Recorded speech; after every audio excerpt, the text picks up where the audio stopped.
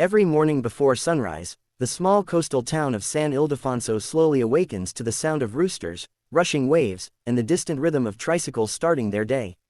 Among the early stirrings is 16-year-old Marco Dela Cruz, weaving his way through the busy public market with a small portable speaker tucked under his arm. His mother sells fish at stall 18, her hands always cold from the ice, but her eyes warm whenever she sees Marco approach. Marco has been singing in the market since he was 10, first out of shyness, then out of necessity. Locals quickly started calling him the Filipino Elvis, after hearing his voice deepen into that unmistakable warm, velvet tone that carried a hint of nostalgia.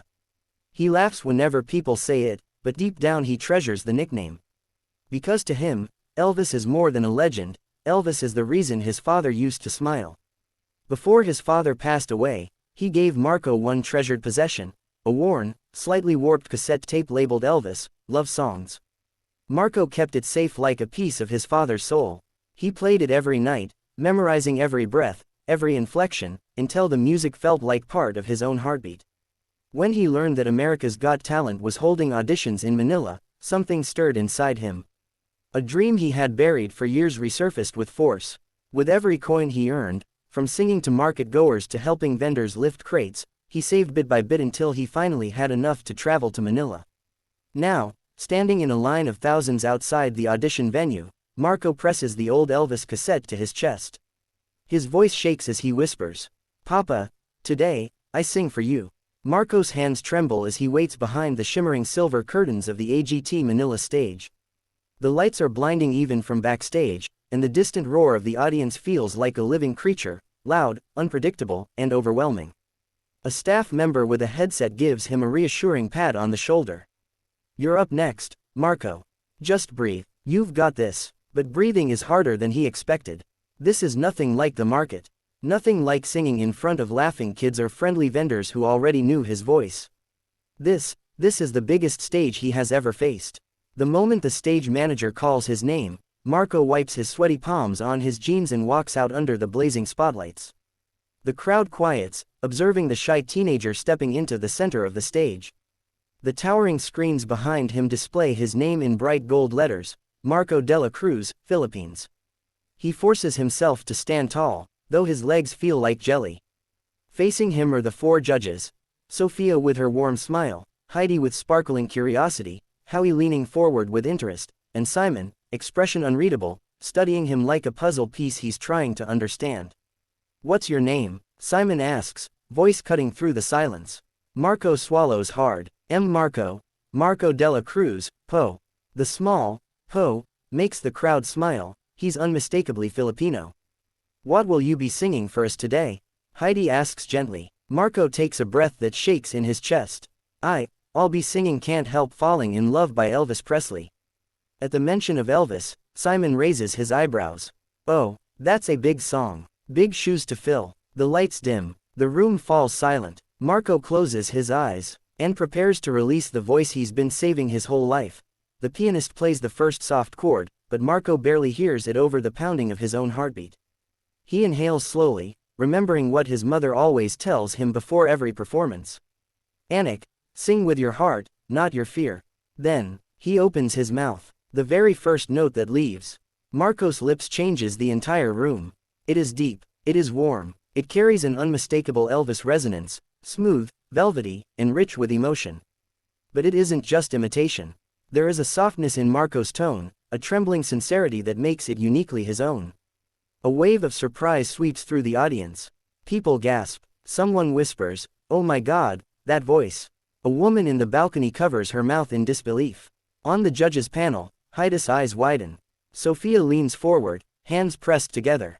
Howie's jaw drops slightly, but the most striking reaction comes from Simon Cowell. His eyebrows shoot up, his expression shifts from mild curiosity to stunned fascination. He turns toward the other judges, nodding as if to say, "Are you hearing this too?" Marco keeps singing, eyes closed, pouring every memory, every ache, every bit of love for his father into each lyric. Wise men say, only fools rush in. His voice doesn't waver. Instead, it blooms, growing stronger with each bar. Every note echoes through the theater like a prayer, wrapping the audience in a blanket of nostalgia. The camera cuts to Marco's mother backstage. Tears stream down her cheeks as she presses both hands to her mouth. She's crying not because he sounds like Elvis, but because he finally sounds like the artist he was always meant to become. When Marco reaches the chorus, the crowd erupts into cheers, but he doesn't lose focus. He sings like a boy with nothing left to lose, and everything to prove. As Marco glides into the final verse, the atmosphere in the theater shifts. The audience isn't just listening anymore. They're feeling every word. The lights soften to a warm golden glow, casting a halo around the young Filipino singer. His voice, trembling with emotion yet steady in strength, reaches its peak as he holds the last note longer than anyone expected. It's haunting, pure, unforgettable. When the final note fades into silence, there's a heartbeat of stillness. A moment where the entire room seems frozen. And then, the audience erupts. People leap to their feet, cheering, screaming, clapping so loudly it shakes the stage. Marco stands breathless, stunned by the explosion of applause. Tears gather in his eyes, but he tries to blink them away. He wants to stay composed, just like the legends do. But then something happens that no one saw coming. Simon Cowell stands up. It's slow at first, as if he's almost overwhelmed. He rises from his seat, his eyes glistening under the bright stage lights. The crowd sees it, and gasps. Simon doesn't stand for just anyone.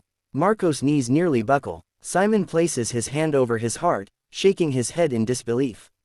"You know," he begins, his voice unusually soft, "I've heard many people try to sing Elvis." He pauses. "But you didn't just sing him.